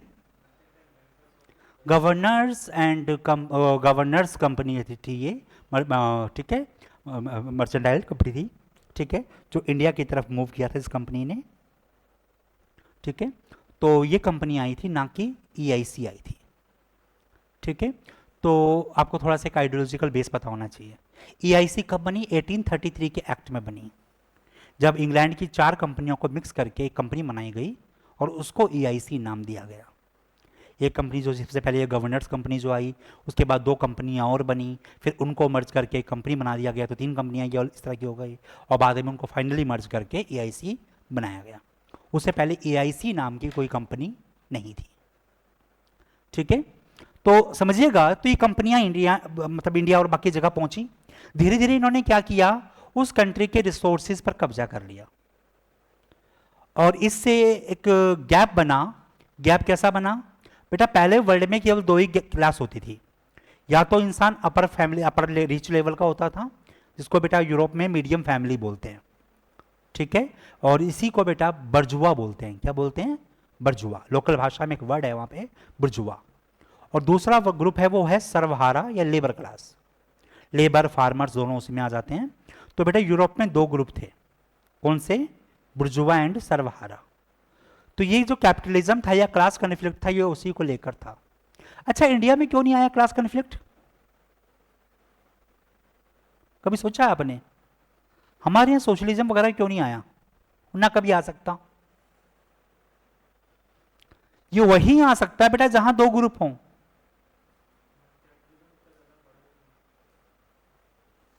ठीक बेटा, वो जो कास्ट सिस्टम है ना, ठीक है। अभी एक बुक आई है, अगर आपको मौका लगे तो, अमेरिकन एक राइटर, उन्होंने किताब लिखी है। उन्होंने उस कास्ट सिस्टम को फ्यूडल सिस्टम से कंपेयर करके उन्होंने एक फिलोसफिकल वे दिया है, और उन्होंने बताया कि why the socialism and this kind of approaches not successful in India. हमारे यहाँ सक्सेसफुल क्यों नहीं हुआ? क्योंकि हमारे यहाँ क्लास ही नहीं है। क्लासेज में क्लास है। दुनिया में 2 ही ग्रुप होते हैं, बर्जुआ सर्वहारा। हमारे यहां poor to poor, upper poor, medium poor, upper rich, lower rich, medium rich. मतलब सिंपल है, जब हमें शो ऑफ करना होता है तो हमसे अमीर कोई नहीं, और जब हमें सरकारी योजना का लाभ लेना होता है तो दुनिया में हमसे गरीब तो कोई पैदा ही नहीं हुआ। आप कभी मेरठ वगैरह की यूपी की तरफ जाइए, वहां बड़ी बड़ी कोठरियां पुराने टाइम की बनी हुई, और बाहर लिखा हुआ है BPL, बिलो पॉवर्टी लाइन। तो लोगों ने पूछा ये कैसे? बोले ये तो पूछते ही नहीं, हम तो बेरोजगार है, वी आर BPL। तो मीनिंग क्या है कि हमारे यहां सरकारी स्कीम का लाभ लेने के लिए हम बहुत गरीब है। आपको पता है अभी करंटली रंगराजन कमेटी की जो गाइडलाइंस हैं वो चल रही हैं। उस गाइडलाइन में पता क्या है, आपको हंसी आएगी थोड़ी सी। अगर आप रूरल एरिया में रहते हैं और 972 रुपीज इन अ मंथ आप कमाते हैं, उससे ऊपर कमाते हैं, तो you are out of poverty line. 972। ये भूल जाते हैं कि आजकल मोबाइल का रिचार्ज भी 349 का होता है, और वहां कितना है 972। डेज का, डेली का कितना बन गया, near by 27 rupees a day. मतलब दिन में 27 रुपए से जो ऊपर कमा रहा है वो गरीबी रेखा से ऊपर है। क्या ऐसा कोई व्यक्ति होगा जो 27 रुपए कमाता होगा दिन के, है जी? जो रिक्शा भी चलाएगा, कोई छोटा सा भी काम करेगा, कोई रेहड़ी भी लगाएगा, तो क्या वो केवल 27 कमाएगा? मतलब ही नहीं होता। लेकिन क्या, हाँ बिल्कुल, वो उनका तो पूछो मत भैया। अभी वो बीच में एक पकड़ा गया था, वो एक ही दिन में 2 न्यूज आई थी। इधर तेलंगाना में एक आईएएस अफसर पकड़ी गई थी, और उसी दिन मुंबई का एक भिखारी पकड़ा गया था। पहली बार भिखारी जीत गया, आईएएस अधिकारी हार गया। उसके पास कम पैसा था, उसके पास ज्यादा था। 3 तो फ्लैट है उसके मुंबई में, और जहां वो भीख मांगता था उस पूरे एरिया का कॉन्टैक्ट था उसके पास। एक ही भिखारी से वो दिन के 1500 रुपए लेता था। पार्ट टाइम बिजनेस उसका, अपनी अर्निंग अलग से, पूरा बिजनेस उसका। हाँ, सिद्धि विनायक मंदिर है कोई, हाँ। तो ये हाल है उनका, तो उनका तो पूछो ही मत। तो मीन्स क्या है कि ये सब, मतलब कि हमने देखा कि भाई कैपिटलिज्म में 2 प्रकार के ग्रुप बने। एक था आपका बर्जुआ और एक था सर्वहारा। उसी के अगेंस्ट में कार्ल मार्क्स ने ये क्लास कन्फ्लिक्ट दिया। और इंडिया में ये कामयाब क्यों नहीं हुआ? अगर आपके एग्जाम में क्वेश्चन आता है तो आप लिख सकते हैं, because India has no single class या 2 class, India is divided in many classes. हमारे क्लास में क्लासेस हैं, और इन क्लासेस में क्या है बेटा, हम डाउनर को नहीं देखते, हम हमेशा अपर वाले को देख रहे हैं। अपर वाले को कैसे देख रहे हैं? आप सब प्रैक्टिकल फील करके देखना। आपकी कॉलोनी में आपका कंपटीशन किससे है? जो सबसे गया गुजरा है उससे, या आपसे जो थोड़ा अपर है या बराबर का है उससे? अपर वाले से। उसके घर में कार आ गई, चाहे हमारी अपनी औकात ना हो, हम चाहे किस्तों पे लेके आएंगे, पर लेके आएंगे, क्योंकि उसके भी तो कार आई है। बेटा अभी एक रिसर्च में कहा गया था, हमारे यहाँ 99% घरों में सर्दी के मौसम में गाजर का हलवा तब बनता है जब पड़ोसी के घर के बाहर हमें गाजर के छिलके दिख जाते हैं। हम हैं ऐसे, रियलिटी में हम हैं। तो इस वजह से क्या हुआ कि हमारे यहाँ ये क्लास कन्फ्लिक्ट वगैरह कुछ नहीं चला। एक व्यक्ति हैं जिनका नाम था एम.एन. रॉय, मानवेंद्र नाथ रॉय। उन्होंने खूब कोशिश की थी। अभी भी इंडिया में नाम के लिए कम्युनिस्ट पार्टी है, लेकिन केरला के अलावा देखा जाए तो कहीं ज्यादा उसका अस्तित्व नहीं है। वो वहीं पर है जहां पढ़े लिखे लोग हैं। ज्यादा पढ़े लिखों को थोड़ा सा ज्यादा लगता है ना कि हाँ, और सुनने में अच्छा भी लगता है। अगर मैं आपसे कहूं कि एक ऐसी इकोनॉमी हो जहां हर कोई बराबर हो, आप सबके मकान एक जैसे हो, वाह, सबकी नौकरियां एक जैसी हो, सबको सैलरी भी एक बराबर मिलेगी, कितना बढ़िया लग रहा है। एक अनपढ़ बंदा, उसको लग रहा है आईएएस के बराबर सैलरी। अब भारत सरकार एक बार बोल दे कि जो बच्चा आईएएस की तैयारी कर रहा है अगले दिन से उसका आईएएस लग जाएगा, लेकिन सैलरी 1 रुपया भी नहीं मिलेगी। अभी जितनी देशभक्ति मंदिर बनी हुई है ना, 5 मिनट बाद सारा रूम खाली हो जाएगा, कोई नहीं बैठने वाला।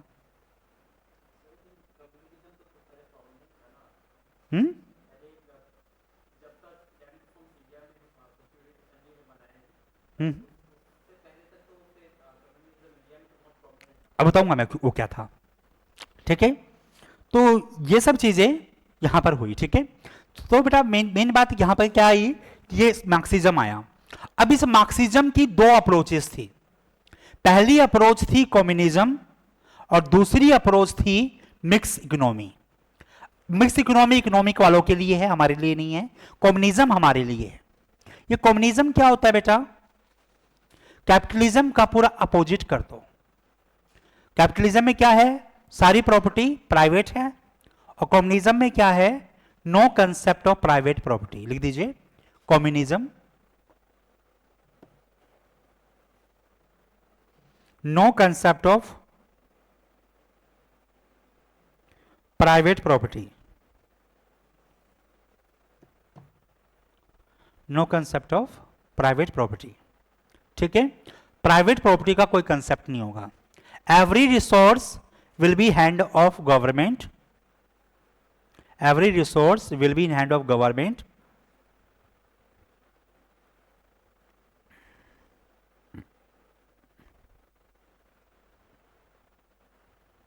It arrived after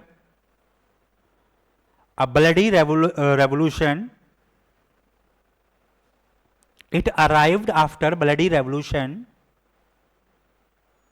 इसको बेटा हिंदी वाले बच्चे या थोड़ा सा कोई याद रखे, कोई बच्चा हो, रक्त रंजित क्रांति बोलते हैं इसको, रक्तमय क्रांति, ब्लडी रेवोल्यूशन, मतलब खून, सारा खून खराबा होगा, bloody revolution. Okay, and in this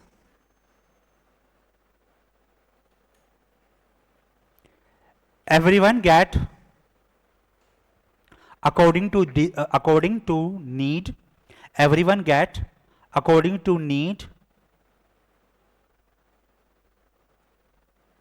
and work according to capacity. आपको उतना मिलेगा जितनी आपकी आवश्यकता है और आपको वो काम करना पड़ेगा जो आप कर सकते हैं. everyone get, ठीक है, according to need and he had to work according to capacity.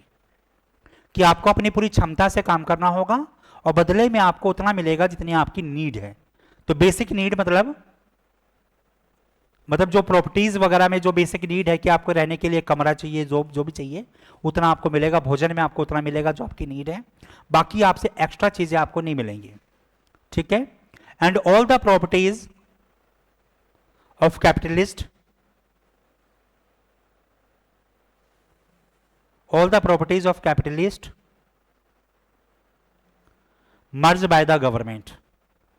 जितनी भी प्रॉपर्टीज बेटा कैपिटलिज्म की हैं वो सब मर्ज हो जाएंगी सरकार के पास, मर्ज in the government.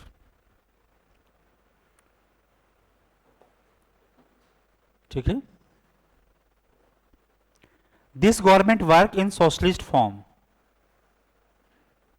this government work in socialist form. Socialist form में बेटा जहां लिखा है ना आपने उसको अंडरलाइन करो.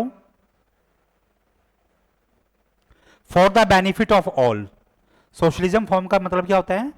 For the benefits of all. ये बेटा जो मैंने आपको लाइन लिखवा रहा हूं ना, all are based on the NCERT of 11th class. तो आज जाके अगर आप एनसीईआरटी रीड करेंगे तो आपको ये सारी चीजें मिल जाएंगी, क्योंकि आपको जो आंसर लिखना होगा उसमें एनसीईआरटी वर्डिंग्स का बड़ा वैल्यू होती है, और आप एनसीईआरटी टर्मिनोलॉजी यूज कर रहे हो तो उसको आपको बेनिफिट ज्यादा मिलता है. ठीक है, तो मेरी जो क्लासेस मैं आपको करवा रहा हूं ये 4 बुक पर बेस है. एक तो 11th-12th क्लास की एनसीईआरटी है, दूसरी किताब आती है अर्जुन देव जी की, बहुत ज्यादा चलती है. ठीक है, और तीसरी है वंडर व्हाट इज इंडिया इस बुक में, और एक बुक और है वर्ल्ड हिस्ट्री की. उन सब 2-3 किताबों का मिक्सअप है. तो आपको इसके बाद कोई ज्यादा बुक पढ़ने की नीड नहीं है. इसके बाद बस आपको क्या करना है, राइटिंग क्वेश्चंस करने हैं. तो लैंग्वेज आप ये वाली यूज कर सकते हो इसमें ऐसी. ठीक है, तो बेटा ये सब यहां पर कहा गया. ठीक है, और इस प्रकार से जो एक नई इकोनॉमी थी उसका भी बूम हुआ. तो बेटा ये पहले कहां आया, तो लिखो 1917 रशियन रेवोल्यूशन. इसी में ये जो कम्युनलिज्म है ये पहले कहां आया, रशिया में आया. रशियन रेवोल्यूशन के बाद आया. बेटा रशिया में 2 रेवोल्यूशन हुए, एक फैब 1917 में हुआ और एक अक्टूबर 1917 में हुआ. बेटा वहां पर 2 पार्टीज थी, एक थी बोल्शेविक, एक थे मेंशेविक. तो मेंशेविक की बेटा अमाउंट थोड़ी कम थी, तो पहले उनको मौका दिया कि चलो आप गवर्नमेंट बना लीजिए, लेकिन वो गवर्नमेंट को चला नहीं पाए. तो अक्टूबर में, फैब के बाद अक्टूबर में दोबारा से रेवोल्यूशन हुआ और बोल्शेविक पार्टीज के जो लीडर थे वो लेनिन थे, उनकी पावर आई. ठीक है, तो रशिया में ये रेवोल्यूशन हुआ. इसके बाद बेटा दूसरा कहां हुआ, 1949 में हुआ, चाइना में हुआ. इसको बेटा माओइज्म बोलते हैं. क्या बोलते हैं? 1949 चाइना, माओइज्म. और जो रशिया में होता है उसको बेटा लेनिनिज्म बोलते हैं, लेनिनिज्म, LENINISM, लेनिनिज्म। और दूसरा कौन सा है? माओइज्म।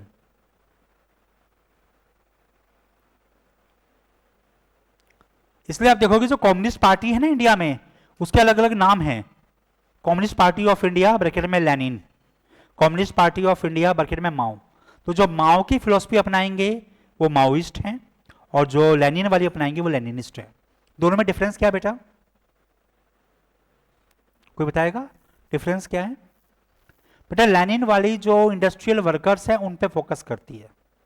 तो जहां पर इंडस्ट्री ज्यादा होंगी वो लेनिन की पॉलिसी अपनाएंगे, और जहां पर फार्मरशिप होगी वो ज्यादा अपनाएंगे किसकी? माओ की। बेटा फार्मरशिप, फार्मर्स के लेवल पे ज्यादा काम करती है।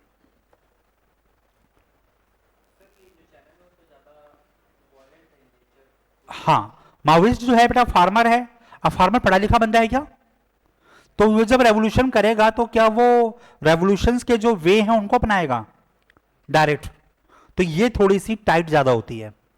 और वो जो है वो इंडस्ट्रियल वर्कर्स है, लेबर्स नहीं है बेटा, मैंने इंडस्ट्रियल वर्कर्स का।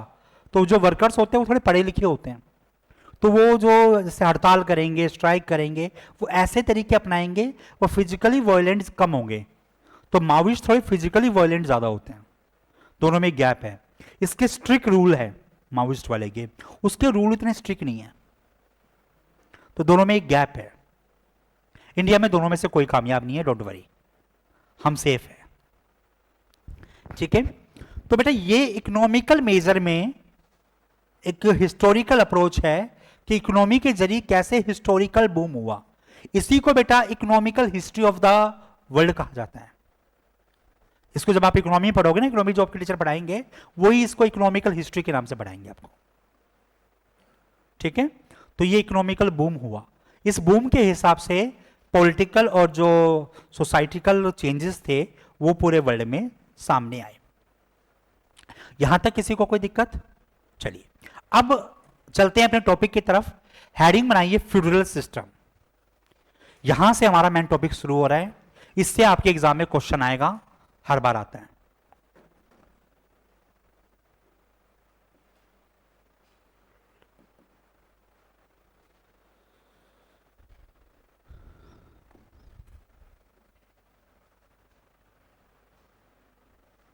दिख रहा है बेटा सबको बोर्ड?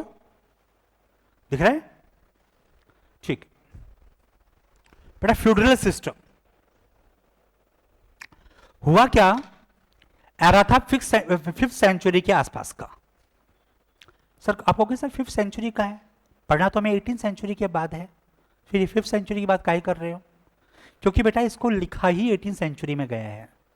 आपको पता है उससे पहले पूरे यूरोप की जो एज है वो क्या है? डार्क एज है।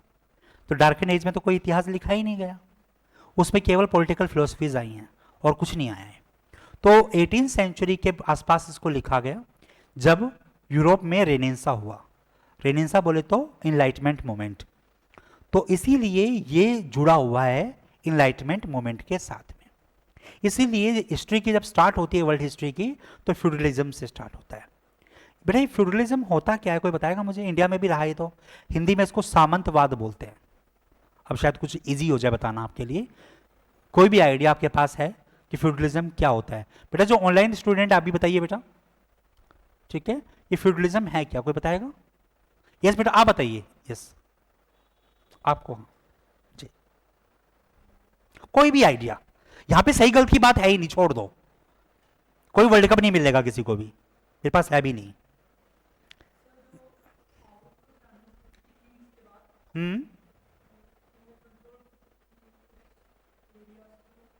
ठीक है। हम्म हाँ बिल्कुल ठीक जा रहे हो आप, कोई दिक्कत नहीं है। और कोई? यस बेटा आप।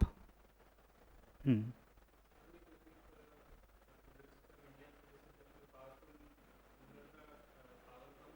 हम्म अपने एरिया को कंट्रोल करना शुरू कर देते, डोमिनेंस शुरू कर देते हैं। ठीक है, यस बेटा।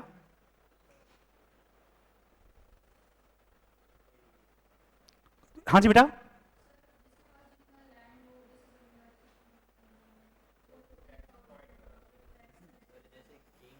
हम्म हम्म,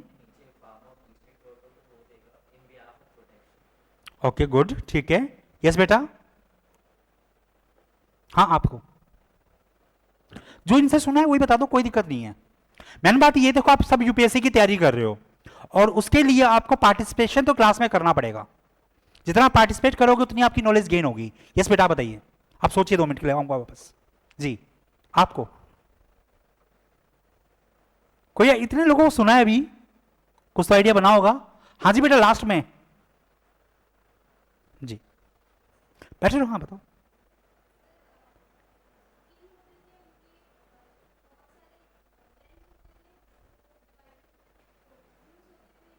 हम्म, देखो दो चीज समझ में आ रही है मेरे, या आप सबकी भी समझ में आ रही होंगी।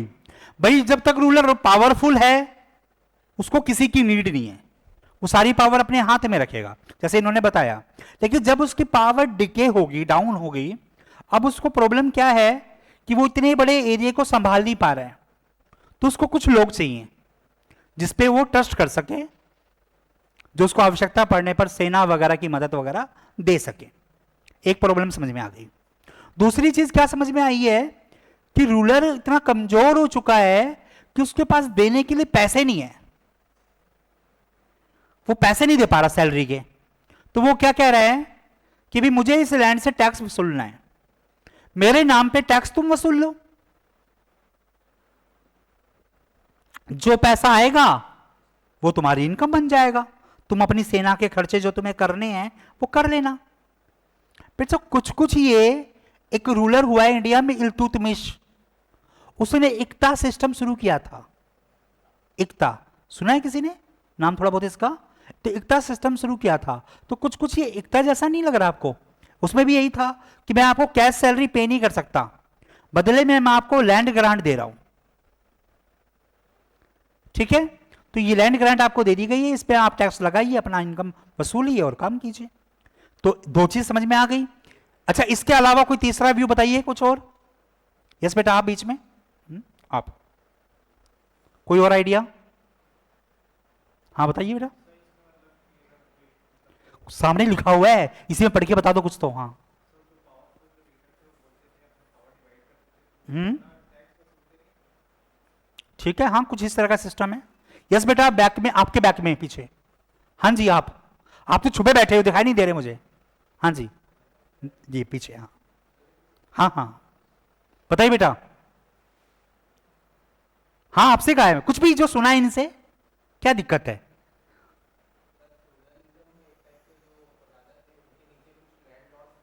हम्म,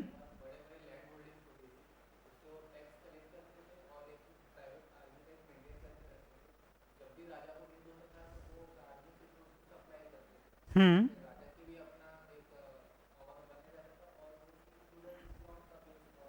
जी। अब देखो इसमें बस छोटा सा टर्म चेंज कर दो। हमारे यहां जब राजा जो लैंड आपको दे रहा है, लैंड अथॉरिटी भी किसके पास चली गई है? उस व्यक्ति के पास चली गई है। बस यूरोप में क्या था, लैंड का ओनर तो अभी भी कौन है? राजा है। उसने लैंड की ओनरशिप आपको नहीं दी है, ठीक है, बस अधिकार दिया है कि टैक्स लगाओ और कमा लो। लेकिन भूमि जमीन अभी भी किसकी है? राजा की है। ठीक है, तो ये सिस्टम फ्यूडलिज्म के नाम से यूरोप में शुरू हुआ। अब थोड़ा सा इसको बेस देखने की कोशिश करते हैं, इसका बेस क्या था बेटा। 5th सेंचुरी में क्या हुआ, 5th सेंचुरी के आसपास में रोम में बेटा एक इंपायर था, रोमन इंपायर, नाम सबने सुना होगा शायद। ठीक है, वैसे रोमन इंपायर दो रहे, एक ईस्टर्न रोमन इंपायर रहा, एक वेस्टर्न रोमन इंपायर रहा। तो हुआ क्या, जब एक तरह से होली रोमन इंपायर जो था वो फॉलन डाउन हुआ। फॉलन डाउन क्यों हुआ वो हमारे इशू का नहीं है, बस आपको पता होना चाहिए। देखो बेटा होता क्या है, कोई भी इंपायर हो, ठीक है, जब तक रूलर ताकतवर होता है लोग उसकी सुनते हैं। धीरे धीरे क्या होता है, जब रूलर कमजोर पड़ने लगता है तो आउटसाइड जो अटैक है वो इंक्रीज हो जाते हैं। जिस समय बेटा ये रोमन इंपायर है, उस समय उस पूरे एरिया में चेंजेस आ रहे हैं। चेंजेस क्या आ रहे हैं? पहला बड़ा चेंज आया, जर्मनी जो एरिया है वहां पर कुछ बारबेरियन ट्राइब्स थी, मैंने आपके लिए मेंशन कर दिया है, ठीक है।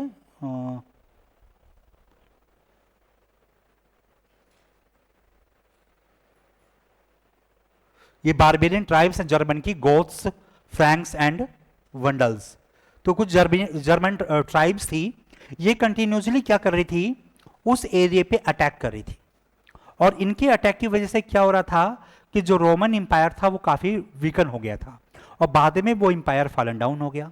अब जब इंपायर फॉलन डाउन हुआ तो कोशिश तो की कई लोगों ने कि कैसे भी इस इंपायर को दोबारा से सॉलिड बना लें, दोबारा से इसको कंट्रोल कर लें, लेकिन प्रॉब्लम क्या थी कि जो रूलर था उसके पास इतनी पावर नहीं थी। ऐसे में रूलर की मजबूरी क्या बनी कि अगर उसको अपने एम्पायर को बना के रखना है, पैसा देने की कंडीशन में वो है नहीं, तो उसने क्या किया, उसने कहा कि देखो भाई ये सारी भूमि मेरी है, तुम मेरे मंत्री हो, अगर तुम प्रॉमिस करो कि जब भी मुझे नीड होगी तुम मुझे सर्विस दोगे और हमेशा मेरे लॉयल रहोगे, तो जमीन मैं तुम्हें दे देता हूं, तुम इस पे कर वसूल लो। नोबल को लगाई तो ठीक है, वो मान गया, लेकिन प्रॉब्लम क्या है, उसको बेटा खेती करनी ही नहीं आती, मंत्री है वो, खेती कैसे करेगा, जानता ही नहीं है वो, पंगा था। फिर उसने क्या कहा कि चलो मैं किसी को ट्रांसफर कर देता हूं। उसकी सेना में बेटा कई सारे ऐसे लोग थे जो बड़े वीर योद्धा थे, मंत्री रखते हैं नीचे सेनापति टाइप के लोगों को। उन्होंने कहा कि भाई देखो तुम्हें भी सैलरी चाहिए, अगर तुम यहां से पैसा इकट्ठा कर लो इन लोगों से, ठीक है, अपना हिस्सा तुम रख लेना, बाकी मुझे दे देना। उन्होंने कहा ठीक है, वो भी मान गए। लेकिन वो क्या है, वो सेनापति योद्धा है, उन्हें भी सब कुछ आता है, बट क्या नहीं आता, खेती करना तो वो भी नहीं जानते। जैसे मैं आपको दिखाता हूं, देखिए सबसे ऊपर किंग बैठा है, उस किंग के नीचे जो है ये लॉर्ड्स हैं, ये वसल्स होते थे किंग के।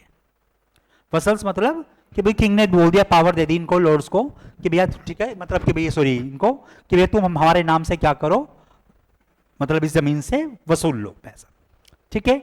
इनको नहीं आता, इन्होंने पावर किसको दे दी, अपने जो नाइट्स थे उनको दे दी। नाइट्स मतलब उस समय बेटा जो कमांडर टाइप के लोग होते थे उनको नाइट्स कहा जाता था, ठीक है। इन्होंने पावर इनको दे दी कि तुम क्या करोगे, एक तो तुम प्रोटेक्शन दोगे, ऊपर से क्या करोगे तुम हमें, मतलब जब वॉर होगी तो उसमें भी सर्विस दोगे, बदले में हम तुम्हें क्या दे रहे हैं, हम तुम्हें ये लैंड दे रहे हैं, इस पे तुम कर वसूलो और काम करो। अब बेटा ऐसे में हमेशा पिस्ता कौन है, जो सबसे नीचे होता है, और सबसे नीचे कौन था, या तो बेटा फार्मर थे, पीजेंट्स थे, या फिर एक और वर्ड था यूरोप के अंदर जिसको बोला जाता है बेटा सर्फ्स, SERFS। हमारे यहां बेटा बंधुआ मजदूर रहे हैं, उसी बंधुआ मजदूरी की एक टाइप है जिसको सर्फ बोलते हैं। देखिए इनको मतलब ये एक तरह से इनको स्लेव नहीं बोलते, स्लेव से थोड़ा हटके हैं, ये सर्फ होते हैं। सर्फ्स क्या होते हैं बेटा, कुछ लोगों को एक जमीन के हिसाब से कि आपको इस जमीन पर सर्विस करनी है, पहले आप करेंगे, आपके बाद आपके बच्चे करेंगे, उनके बाद उनके बच्चे करेंगे, इस प्रकार के सिस्टम पर हायर कर लिया जाता था, ठीक है। और इनको अधिकार नहीं था कि ये यहां से हट पाए, पुश्ते दर पुश्ते वो उस पर काम करते रहेंगे। और पता मजेदार चीज क्या थी, अगर मान लीजिए जमीन उनकी है और इस व्यक्ति को सर्फ बनाया गया जमीन पर, अब इन्होंने बाद में वो जमीन उनको बेच दी, ये व्यक्ति अब ट्रांसफर हो जाएगा उनके पास, उन्होंने वो जमीन उनको बेच दी, ये व्यक्ति अब ट्रांसफर हो जाएगा उनके पास। मतलब इस व्यक्ति की जीवन की कोई वैल्यू नहीं है, ये सर्फ है, ठीक है। तो पीजेंट्स और सर्फ की जो लाइफ थी, पीजेंट्स की फिर भी थोड़ी ठीक थी। पीजेंट्स को तो ये था कि भैया उनको खेती करनी है, बदले में एक शेयर का, प्रोडक्शन का एक हिस्सा उनको मिल जाएगा, इसकी तो जीवन और खराब है। तो ये यहां पर कंडीशन थी। पहले आपको कंडीशन समझ में आ गई, सबसे ऊपर कौन बैठेगा, किंग। और इस समय बेटा कौन सा एरा है, मेडिवल एरा है, मेडिवल फेज है, तो बेटा किंग से ऊपर कौन होगा, चर्च। वेरी गुड, यही सुनना था मुझे। तो समझ रहे हो चर्च का डोमिनेंस है, मैंने लिखा नहीं है लेकिन आप ऊपर लिख लेना, सबसे ऊपर चर्च है, ठीक है। चर्च के नीचे किंग है, किंग के नीचे बेटा इसके फिफ्थ मतलब ये फ्यूडरल जो वर्ड है फिफ्थ से ही निकला है, लैंड राइट होते हैं इसको, ठीक है। फिफ्थ या पीजेंट्स हैं, ठीक है। फिर ये मतलब सॉरी लॉर्ड्स हैं, लॉर्ड्स के नीचे आपके नाइट्स हैं, नाइट के नीचे पीजेंट्स और ये है। तो देखो इसमें मैंने चार्ट अगर आप पढ़ोगे ना तो आपको देखो पहले में दिखाई दे रहा है the king owned all the land and of the country and made the laws. He gave an area of land called a fief to rich lords and nobles. ठीक है, तो रिच जो नोबल्स है इसने उसको लैंड दे दी। The nobles gave some land to professional soldiers. अब ये जो लॉर्ड्स थे इन्होंने क्या किया, अपनी लैंड किसको दे दी, अपने प्रोफेशनल सोल्जर्स को दे दी, जो मैंने स्टोरी आपको समझाई। सोल्जर्स के पास लैंड आ गई। अब क्या होगा, peasant work the land for the nobles and knights who is turn offered them protection। अब ये फार्मर्स काम क्यों कर रहे हैं उनके लिए, क्योंकि कहा गया है कि ये जो बारबेरियन जर्मन्स है ना ये तुम्हें मार देंगे, तुम्हें यहां से उठाकर ले जाएंगे। वो कह रहे बताओ हम क्या करें, हमारी जमीन पे काम करो, जीना है तो। और उन बेचारों की मजबूरी क्या है भाई, जान दो सबको प्यारी है ना, तो उन बेचारों की मजबूरी क्या है, उनको इनकी शर्तें माननी पड़ रही हैं और इनकी शर्तों पर काम करना पड़ रहा है। ये बेटा सिस्टम था पूरा, समझ में आ रहा है। अच्छा, अब रिटर्न में क्या मिलेगा, in return the lords and nobles agree to supply the king with soldiers and horses for his army. राजा को क्या मिल रहा है, जो नोबल हैं वो राजा को क्या दे रहे हैं, सोल्जर दे रहे हैं, और क्या दे रहे हैं कि भैया आपको जब भी आवश्यकता होगी पैसे की, भोजन की, भाई आवश्यकता कब पड़ेगी, जब कोई युद्ध होगा। तो जैसे बेटा आपने एक एरा पढ़ा होगा, मतलब कि विजयनगर के बारे में, वहां पर बेटा नायक सिस्टम था, नायका, अमर नायका सिस्टम। उसमें क्या होता था, अमर नायका को एक एरिया दे दिया जाता था कि आप इस पर रूल कीजिए, जब हमें आवश्यकता होगी आप हमें भोजन, सैनिक वगैरह, जब हमारा युद्ध होगा आप हमें प्रोवाइड करेंगे। तो सेम टाइप ऑफ सिस्टम ये चल रहा है, ठीक है। In return the knights, knights को क्या मिलेगा, in the return these knights fought for the nobles and the kings. ये नाइट्स इनके लिए झगड़ा करेंगे, युद्ध करेंगे, और बदले में इनको जो प्रोडक्शन का हिस्सा है वो मिल जाएगा। तो ये बेटा पूरा का पूरा फ्यूडरल सिस्टम था। कोई दिक्कत पहले किसी को, इजी है बहुत ज्यादा, थोड़ा सा पढ़ोगे एक बार तो कवर हो जाएगा। तो देखो बेटा डेफिनेशन देखना, feudalism it is a social and economical and political system of medieval Europe. 9th century से 15th सेंचुरी के बीच का पीरियड है, वैसे इसकी जो स्टार्टिंग ऑफ 5th सेंचुरी के एंडिंग में शुरू हो गई थी, ठीक है। This social system of right and obligation was fully based on the land ownership pattern. तो पूरा पूरा सिस्टम बेस किस पर है, लैंड ओनरशिप पर बेस है। ये बेटा आप अपने जो मेंस की राइटिंग करेंगे ना उसमें आप ये पॉइंट ऐड कर सकते हैं सारे के सारे, ठीक है। फिर देखिए, in small district it ruled by the Duke, छोटी जगह पर ड्यूक, ठीक है, या काउंट या अदर नोबल्स का रूल होता था। The power of this Nobel based on the land he held. लेकिन क्या वो लैंड उसकी थी अपनी, नहीं, land is given by the king. जो भूमि है वो किसकी है, एक्चुअल में वो किंग की है। तो कई बार क्वेश्चन आ जाएगा ड्यूक कौन होते हैं, जैसे आजकल डीएम होता है ना बेटा, इसी प्रकार से पहले ड्यूक होते थे। आप जब आईएएस लगोगे तो लोग बोलेंगे आपको कि जिले के मालिक बन गए आप, पर क्या एक्चुअल में जिले के मालिक हो, आपको अथॉरिटी किसने दी है, भारत सरकार ने। तो ऐसे ही ये जो ड्यूक होते थे या जो नोबल होते थे, इनको अथॉरिटी कौन देता था, किंग, क्योंकि जमीन पे अधिकार किसका है, किंग का है। इन लोगों का जमीन पर कोई अधिकार नहीं है, ये याद रखना आप हमेशा, ठीक है। Noble allowed to tenant to use this land, in return they had to pay noble service and payment, so it is working as pattern of government, ठीक है। टॉप लेवल से, मैंने बताया ना अभी आपको पीछे दिखाया था कि टॉप लेवल से डाउन लेवल तक का एक पूरा सिस्टम है, ये एक गवर्नमेंट चल रही है पूरी की पूरी। भाई गवर्नमेंट में क्या होता है, एडमिनिस्ट्रेशन होता है, दूसरा काम क्या होता है बेटा, फॉर्म ऑफ स्केल होता है, लेवल, ठीक है। उसके बाद क्या होता है, सैनिक रिफॉर्म, सोल्जर्स वगैरह का होना चाहिए, वो सब भी आपके पास है। तो पूरा का पूरा फॉर्म ऑफ गवर्नमेंट चल रहा है कि नहीं चल रहा है, तो इसीलिए इसको फॉर्म ऑफ गवर्नमेंट का नाम दिया गया है, ठीक है, pattern of government based on a land ownership hierarchy and mutual obligation. Hierarchy system है, अगर ये नोबल हैं तो इनके बाद वो जमीन किसके नाम पे ट्रांसफर हो जाएगी, इनके बच्चों के, उसके बाद उनके बच्चों के। बड़ा बढ़िया सिस्टम चल रहा है। इसे तो आप देखोगे यूरोप में जो फार्मर क्लास है बड़ी टॉर्चर रही है। आपको पता है अमेरिका जैसी कंट्री आज भी अपने फार्मर्स को सबसे ज्यादा सब्सिडी देती है। उसको प्रॉब्लम क्यों है अमेरिका से, इंडिया से आजकल जो है? क्योंकि इंडिया में हमेशा बेटा क्या रहा है कि जो कमर्शियल फार्मिंग है ना, वो नाम नाम के लिए रही है। आप जब स्कूल की किताबों में पढ़ते होगे तब से आप कमर्शियल फार्मिंग पढ़ते आ रहे हो। अब जाकर इंडिया का जो फार्मर है वो कमर्शियली ओबलाइज होने की कोशिश कर रहा है, वो मतलब कमर्शियल फार्मिंग की तरफ मूव कर रहा है। और जिस दिन इंडिया कमर्शियल फार्मिंग करना शुरू कर देगा उस दिन कई लोग, काफी जगह के जो मतलब मार्केट है वो तबाह हो जाएंगे। तो ये थोड़ा सा प्रोविजन है। तो कमर्शियल फार्मिंग मतलब जो अभी बढ़ेगी हमारे यहाँ पे, तो उसका लॉस उन कंट्रीज को होगा जो फार्मरशिप पे डिपेंड है। अमेरिका की इकोनॉमी में बहुत बड़ा योगदान है फार्मरशिप का। सबसे अधिक सब्सिडी देने वाला कंट्री है वो अपने लोगों को, फार्मर्स को। और हमारे यहाँ वो 6,000 रुपये हम अगर एनुअल दे देते हैं तो उस पर भी सरकार बार बार गिनाती है कि 6,000 फार्मर्स को दे रहे हैं हम। वो देते ना वो किसान सम्मान निधि के नाम पर। तो हमारे यहाँ थोड़ा सा इसमें चेंज ज़्यादा है। ठीक है। हम्म।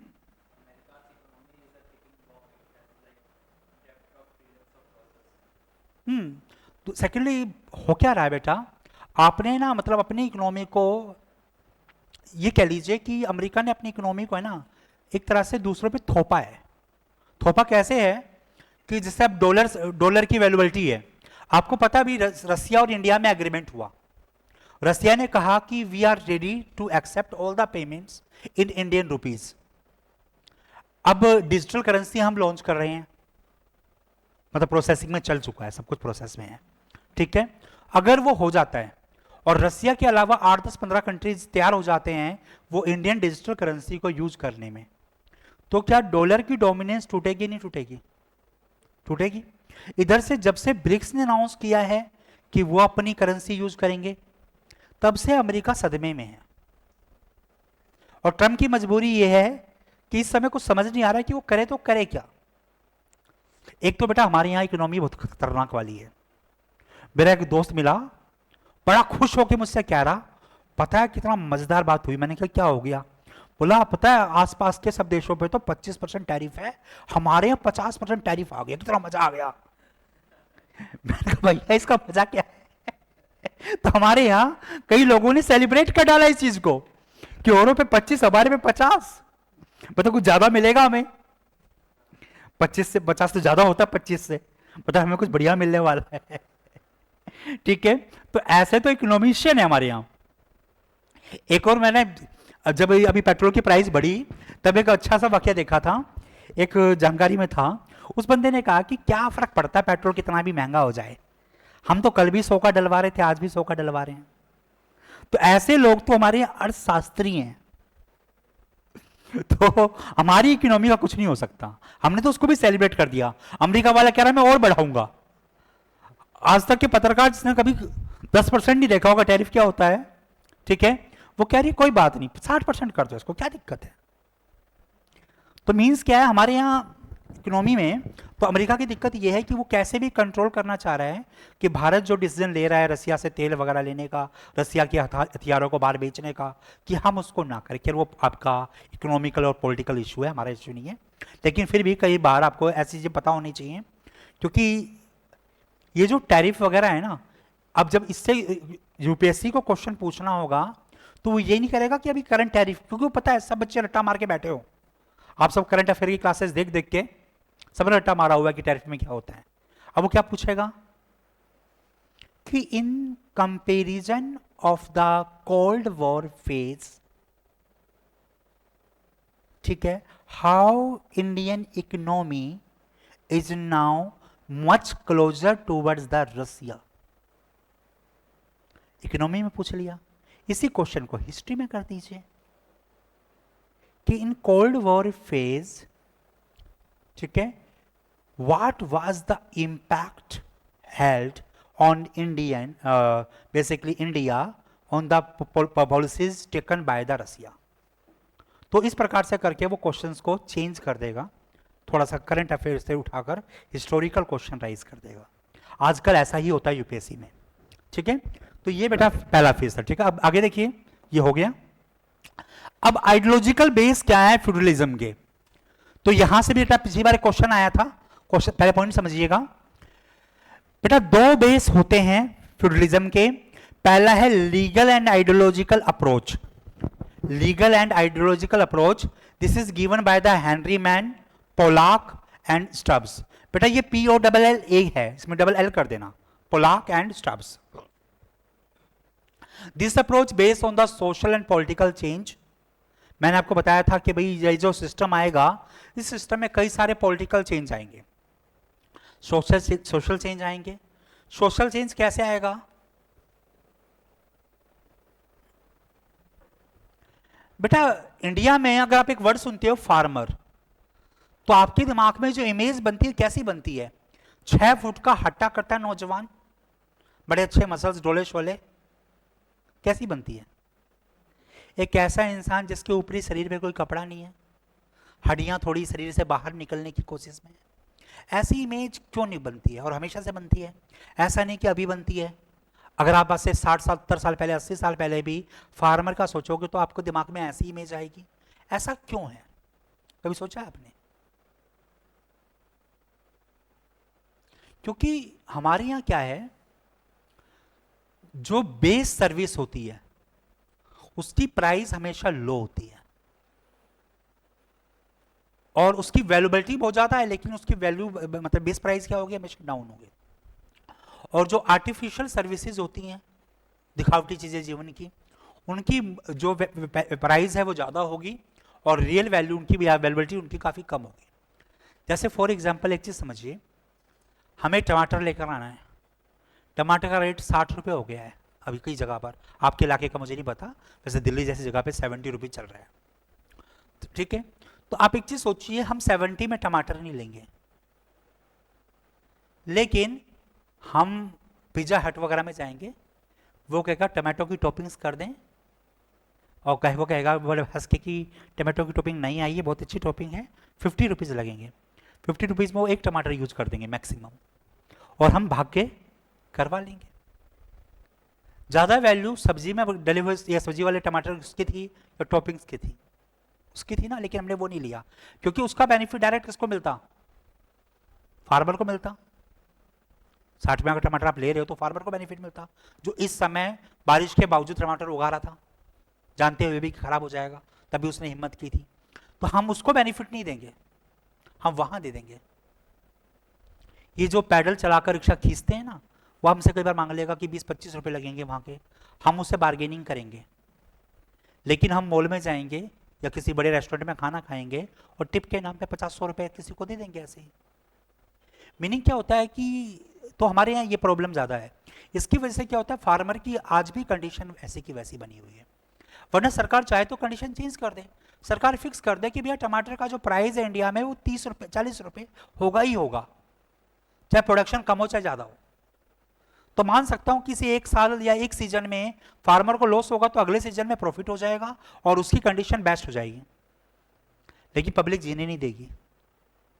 हम जो 100 रुपये लीटर तेल डलवा लेते हैं गाड़ी में, वही लोग जीने नहीं देंगे। तो हमारे यहाँ प्रॉब्लम ये है, और यही प्रॉब्लम बेटा यूरोप की मार्केट में थी। तो जब ये फेडरलिज्म आया तो ये बता रहा है कि सोशल ऑर्डर काफी खराब हो गया, सोशल ऑर्डर में काफी चेंजेस आ गए और यूरोप की मार्केट में ज्यादा हुआ, ठीक है। लेकिन यूरोप वाले बच गए, बच ऐसे गए क्योंकि जब यूरोप की कंपनियां इंडिया आई, इंडिया से उन्होंने कच्चा माल परचेज किया, तैयार माल को वहां बेचने लगे, तो जो वहां के अच्छे व्यापारी थे उनका माल भी बिकेगा, तो उस कंट्री में माल की कमी पड़ेगी। इसकी वजह से जो नॉर्मल लोग थे जिनकी लाइफ खराब थी या वहां के जो फार्मर्स थे उनकी लाइफ को भी प्रॉफिट मिलेगा। जैसे आप देखोगे इंग्लैंड से भारत आने वाले जो सोल्जर्स थे उनको डबल भत्ता दिया जाता था, कि बाद में वो बंद कर दिया, ठीक है, रॉबर्ट क्लाइव ने, लेकिन वो डबल भत्ता दिया जाता था कि जो भारत में आके काम करेगा उसको डबल पैसा मिलेगा। तो बेटा जो सैनिक होंगे वो रिच फैमिली से होते थे क्या? किसके होते थे वो? लोअर फैमिलीज के। तो वो आए, एक तो डबल सैलरी उनको मिल गई, ऊपर से जब 1717 में फरूक सियर से अंग्रेजी कंपनी का एग्रीमेंट हो गया, जिसको दस्तक बोलते हैं हम, वो सिग्नेचर साइन हो गया, तो उसके बाद ईस्ट इंडिया कंपनी को फ्री, मतलब बंगाल से फ्री ट्रेड का लाइसेंस मिल गया। उसका फायदा उनके जो ये वर्कर्स थे ये भी उठाने लगे। वर्कर इंग्लैंड से जब भारत आने लगा, अपने साथ कुछ माल लेकर आ गया, यहाँ आकर उसने बेचा माल को, प्रॉफिट कमा लिया, तो खुद भी प्रॉफिट कमाने लगे वो। तो इससे इंग्लैंड वगैरह के जो पुअर क्लास थी या फार्मर क्लास थी, उनका भी क्या हो गया, डेवलपमेंट हो गया। इसीलिए यूरोप के जो ये देश है, इंग्लैंड, फ्रांस और ये बाकी सब, इनमें सोशलिज्म इसी वजह से नहीं आया। देखो एक नया क्वेश्चन तैयार हो गया आपके पास कि why socialism not spread in the European countries such as England, France and Portugal. क्यों नहीं आए इनमें? Because their lower class is also getting the benefit of colonisation. जो कॉलोनाइजेशन हुआ उसका बेनिफिट उनके लोअर क्लास को भी मिल रहा था, इसलिए उन लोगों को रेवोल्यूशन करने की नीड पड़ी नहीं, वो वहां पर बहुत अच्छा कमा रहे थे। ठीक है, तो ये बेटा देखो अब होता क्या है, यूपीएससी पहले है ना, मतलब कि जैसे कह लीजिए कि 2013 से पहले या 14 से आसपास में तक यूपीएससी ये इस बात पे डिपेंड करता था कि आपके पास नॉलेज कितनी है। आजकल का जो यूपीएससी का एग्जाम है वो नॉलेज से ज़्यादा बेस करता है आप कंसेप्चुअली कितने साउंड हो, आप चीज़ों को लिंक कितना अच्छा कर पा रहे हो। आप हर बार का पेपर उठाओगे ना, भी 2024 वाला उठाओ, 25 वाला उठाओ, आप पाओगे कि टीचर्स में डिबेट ये है कि ये क्वेश्चन पॉलिटिकल का है कि हिस्ट्री का है, क्योंकि अब जो क्वेश्चन आ रहे हैं वो मिक्स होके आ रहे हैं। पहले वो डायरेक्ट टिपिकल हिस्ट्री क्वेश्चन पूछता था, आज नहीं पूछता वो। आजकल वो वर्ल्ड हिस्ट्री का क्वेश्चन भी ऐसा पूछ रहा है कि टीचर आपस में मारधाड़ करने में लगे हुए हैं। पॉलिटिकल वाला कह रहा है ये मेरा क्वेश्चन है, वो कह रहा है नहीं ये तो हमारा है, आपस में मारवाड़ी कर रहे हैं। अब मान लो कॉर्नवालिस का क्वेश्चन पूछ दिया, अब कॉर्नवालिस आप हिस्ट्री में भी पढ़ रहे हो और जब पॉलिटिकल अप्रोच पढ़ते तो वहां भी पढ़ रहे हो, तो पॉलिटिकल वाला कह रहा है ये हमारा है और हिस्ट्री वाला कह रहा है ये हमारा है, तो दोनों को मिलाकर क्वेश्चन पूछ रहा है आजकल एग्जामिनर। तो आपको भी उसी कंसेप्चुअल बेस पर जाना है। आप में से कोई बच्चा जिसने एग्जाम दिया यूपीएससी का, कोई भी पीसीएस दिया हो या यूपीएससी दिया हो? अभी किसी ने नहीं दिया, सब फर्स्ट टाइम देने वाले हैं। 2026-27 क्या प्लानिंग किया है? 26, ओके। तो जो 26 देने वाले हैं आपको बेसिक अप्रोच दिख जाएगी इस पेपर में भी। जैसे आप पेपर देंगे तो आपको समझ में आ जाएगा कि ये जो पेपर अब हो रहे हैं उसमें कंसेप्चुअल साउंड होना कितनी मतलब इंपॉर्टेंस बन गई है। चलिए, तो ये था बेटा आपका पहली approach, legal and ideological approach. दूसरी मार्क्सिस्ट अप्रोच थी, ये मैंने आपको बताया ही था। मार्क्सिस्ट अप्रोच पूरी बेस किस पर है? क्लास कन्फ्लिक्ट पर बेस है। ठीक है, तो पूरा क्लास कन्फ्लिक्ट का इसका बेस है। ठीक है, तो ब्रेक दूं? ठीक है, तो 5 मिनट का ब्रेक है। ठीक है, तो इसके बाद इसको आगे कवर करेंगे हम। इसके बाद हम पढ़ेंगे ओरिजिन ऑफ फ्यूडलिज्म कैसे हुआ, इसके बेनिफिट्स क्या हैं, डिसबेनिफिट्स क्या हुए, और आखिरी में कैसे वाइंड अप हुआ, और भारत का जो फ्यूडलिज्म है वो कैसे डिफरेंट है यूरोपियन वाले से। ठीक है, तो 5 मिनट का ब्रेक है, जल्दी आइए।